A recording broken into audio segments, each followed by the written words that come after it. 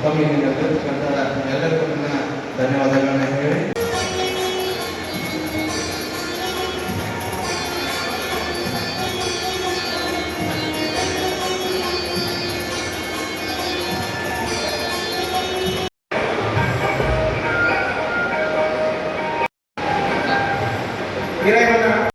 ಮಾಡಬೇಕು ಅಂತ ಹೇಳ್ಬೇಕಂತಂದ್ರೆ ಯಾವುದೋ ಒಂದು ಶಬ್ದಗಳು ಅವರಿಗೆ ಹೋಲಿಕೆ ಆಗದೆ ಇರ್ತಕ್ಕಂಥದ್ದು ಅದಕ್ಕಿಂತ ಹೆಚ್ಚಿನ ವ್ಯಕ್ತಿತ್ವ ಶಾಂತಿ ಇರ್ತದೆ ಅಂತ ನಾನು ಹೇಳಕ್ಕೆ ಇಷ್ಟಪಡ್ತೀನಿ. ಇವಾಗ ನಾವು ನಮಗೆಲ್ಲರಿಗೂ ಗೊತ್ತಿರೋ ಹಾಗೆ ಒಂದು ಲಾ ಅಂಡ್ ಆರ್ಡರ್ ಸ್ಟೇಷನ್ ಅನ್ನ ಮೇಂಟೈನ್ ಮಾಡ್ತಕ್ಕಂಥದ್ದು ಒಬ್ಬ ಹೆಣ್ಮಗಳಾಗಿ ನಾನು ಒಂದು ವಿಷಯನ ಹಂಚ್ಕೊಳ್ಳೋಕೆ ಇಷ್ಟಪಡ್ತಿದ್ದೀನಿ. ಇವಾಗ ನಮ್ಮ ಸಬ್ ಡಿವಿಷನ್ ಇರ್ತಕ್ಕಂಥ ಒಂದು 8 ಸ್ಟೇಷನ್ ಅಲ್ಲಿ ನೋಡೋದು ಗಲಾಟೆ ಸ್ಟೇಷನ್ ಅಂತಂದ್ರೆ ನಾವು ಕರ್ತವ್ಯ ವ್ಯವಸ್ಥೆ ಇರೋದು ನಮಗೆ ಗೊತ್ತಿರೋ ಹಾಗೆ ಅಂತಂದ್ರೆ ನಮ್ಮ ಕರ್ತವ್ಯ ಏನಿರುತ್ತೆ ಕಟ್ಟುಪರಿ ಸೇವನೆ ಇರುತ್ತೆ.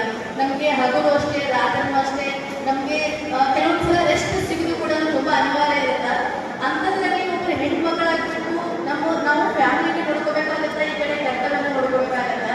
ಅದನ್ನ ನಾವು ಇಷ್ಟು ಅಚ್ಚುಕಟ್ಟಾಗಿ ಇದುವರೆಗೂ ಕೂಡ ನಮ್ಮ ಸ್ಟೇಷನ್ ಅನ್ನ ಒಂದು ಉತ್ತಮ ಮಟ್ಟದಲ್ಲಿ ಆಗಿರ್ಬೋದು ಎಲ್ಲ ಇದರಲ್ಲಿ ಕೂಡ ಏನೋ ಒಂದು ಅಹಿತಕರ ಘಟನೆಯನ್ನು ನಡೀತಾ ಇರ್ತೇನೆ ನೋಡ್ಕೋತಾ ಇದ್ದೀನಿ ಅಂತಂದ್ರೆ ಅದಕ್ಕೆ ಕಾರಣ ಅಂತಂದ್ರೆ ನಮ್ಮ SP ಸರ್ ಮತ್ತು ನಮ್ಮ DSP ಸರ್ ಅಂತ ಹೇಳಕ್ಕೆ ಇಷ್ಟಪಡ್ತೀನಿ.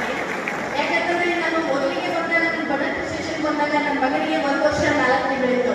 1 ವರ್ಷ 4 ತಿಂಗಳಿದ್ದಾಗ ಒಂದು ಲಾ ಅಂಡ್ ಆರ್ಡರ್ ಸ್ಟೇಷನ್ ಅನ್ನ ಮೇಂಟೈನ್ ಮಾಡಿ ಮಗುನ ನೋಡ್ಕೋಬೇಕಂದ್ರೆ ತುಂಬಾ ಕಷ್ಟದ ಕೆಲಸ ಅಂತ ನಾನು ಹೇಳಕ್ಕೆ ಇಷ್ಟಪಡ್ತೀನಿ.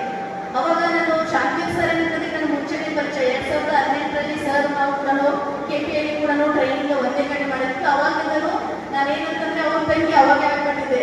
ನಾನು ಜಾಸ್ತಿ ಶಾಂತಿ ಸರ್ಗೆ ಸರ್ ಅಂತ ಕರೆಯೋದಕ್ಕಿಂತ ಹೆಚ್ಚಿಗೆ ಅಣ್ಣ ಅಂತಾನೆ ಕರಿತಾ ಇದ್ದೀನಿ. ಇಲ್ಲಿ ತನಕ ಕೂಡ ಅಣ್ಣ ಅಂತಾನೆ ಕರಿತಾ ಇದ್ದೆ. ನಾನೇನು ಬಡಾಟಿಗೆ ಬಂದಿಲ್ಲ ಅವಾಗಿಂದ ಸರ್ ಅಂತ ಕರೆಯೋದು ರೂಢಿ ಮಾಡಿದೆ. ನನಗೆ ಇನ್ನೊಂದು ಭರವಸೆ ಏನಿತ್ತು ಅಂತಂದ್ರೆ ನನಗೆ ಕರ್ತವ್ಯ ನಿರ್ವಹಿಸಕ್ಕೆ ನನಗೆ ಯಾವುದೇ ಭಯ ಇಲ್ಲದೆ ನಿರ್ವಹಿಸಬಹುದು ಅಂತ ಒಂದು ಭಾವನೆ ಯಾಕೆ ಬಂತು ಅಂತಂದ್ರೆ ಇಲ್ಲೇ ಸಬ್ ಡಿವಿಷನ್ ನಮ್ಮ ಶಾಂತಿ ಸರ್ ಇದ್ರು. ಅದೇನಂತಂದ್ರೆ ನಮ್ದು ಅಣ್ಣ ಇದ್ದಾರೆ, ನಾನು ಗೈಡ್ ಮಾಡ್ತಕ್ಕಂಥ ಅಣ್ಣ ಇದ್ದಾರೆ. ನಾನು ಏನಾದರೂ ಕರ್ತವ್ಯ ನಿರ್ವಹಿಸಲಿಲ್ಲ ಏನಾದರೂ ತೊಂದರೆ ಆದರೆ ಅಥವಾ ನಮ್ಗೆ ಏನಾದರೂ ಕಷ್ಟ ಬಂದ್ರೆ ನನಗೆ ಬೇರೆ ಮುಂದೆ ನಿಂತ್ಬಿಟ್ಟು ಅದನ್ನ ನಿಭಾಯಿಸ್ತಕ್ಕಂಥ ಒಬ್ಬ ಅಣ್ಣ ಇದ್ದಾರೆ ಅಂತ ಹೇಳ್ಬಿಟ್ಟು ನಾನು ಆ ಭರವಸೆಯಿಂದ ಕೂಡ ಇಲ್ಲಿವರೆಗೂ ಕೂಡ ಮುಖಬಂದಿಯಲ್ಲಿ ಕರ್ತವ್ಯ ನಿರ್ವಹಿಸಿದ್ದಾರೆ ಸರ್.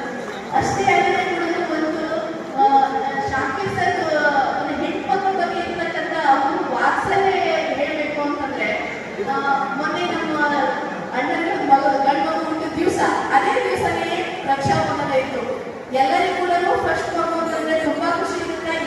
ಎಲ್ಲಿ ಮೈಂಡ್ ಕೂಡ ಹೋಗಲ್ಲ ನಮ್ಗೆಲ್ಲರೂ ಅಲ್ಲೇ ಇರುತ್ತೆ ಮೈಂಡು.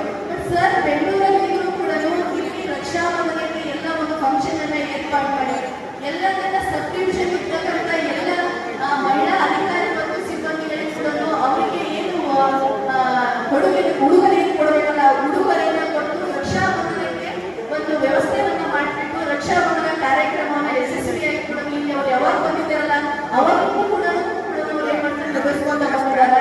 ಅದರಿಂದ ಗೊತ್ತಾಗುತ್ತೆ ಅವರಿಗೆ ಹೆಣ್ಮಕ್ಳ ಎಷ್ಟು ವಾತ್ಸಲ್ಯ ಇದೆ ಅಂತ ಹೇಳಿ. ಅದರ ಜೊತೆಗೆ ಅವರ ಹೆಸರೇ ಇದೆ ಶಾಂತವೀರ ಅಂತ ಹೇಳಿ. ಅವ್ರೇನು ಶಾಂತರಾಗಿರ್ತಾರೆ, ಅಷ್ಟೇ ಶಕ್ತಿ ಕೂಡ ಅವರ ಬಗ್ಗೆ ವೀರತನವನ್ನ ಯಾವಾಗ ತೋರಿಸ್ಬೇಕಲ್ಲ ಅವಾಗ ಅದನ್ನು ತೋರಿಸ್ತಾರೆ. ಅವರು ಶಿಕ್ಷಕನಾಗಿ ಪೆನ್ನನ್ನು ಹೇಳ್ಬಿಟ್ಟು ಶಿಕ್ಷಕನಾಗೋದಕ್ಕೂ ಸರಿ, ಅದೇ ರೀತಿ ಲಾಠಿಯನ್ನು ಹೇಳ್ಬಿಟ್ಟು ರಕ್ಷಕನಾಗೋದಕ್ಕೂ ಸರಿ. ಶಿಕ್ಷಕರಾಗಿ ಏನ್ ಕೆಲಸ ಮಾಡ್ಬೇಕಲ್ಲ ಎಷ್ಟೋ ಮಕ್ಕಳು ಜೀವನವನ್ನು ಕೂಡ ಅವರು ಬೆಳೆದು ಬಂದಿದ್ದಾರೆ. ಅದರ